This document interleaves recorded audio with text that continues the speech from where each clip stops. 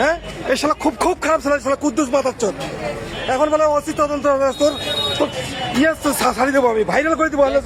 এই শালা কোথায় কোথায় আছে এখন? এলো এই কুদ্দুস, এই সেই কুদ্দুস এসআই থেকে এখন হয়তো ওসি হিসেবে পদোন্নতি পেয়ে নীলফামারীতে নাকি আছে।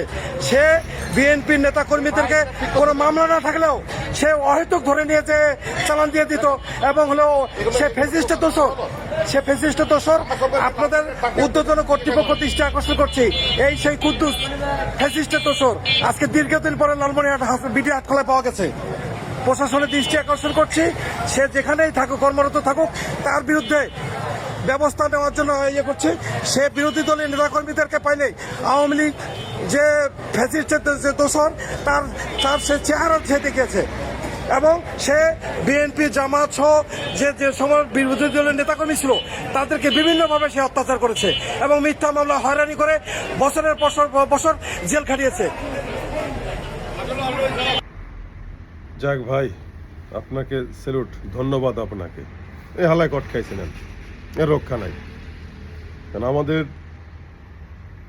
জননেতা তারেক রহমান, প্রধানমন্ত্রী সহ আমরা সকল বিএনপি এদের দ্বারা আমরা অত্যাচারিত। ছাত্র শিবির, আওয়ামী লীগ কেউ এদের কাছে রক্ষা পায়নি এই হারামজাদাদের কাছ থেকে। এই 17টা বৎসর এই হাসিনা এদেরকে দিয়ে তাণ্ডব করেছে। বাংলাদেশে এমন কোনো থানা নাই, ফাঁড়ি নাই যেখানে এরা ছিল না।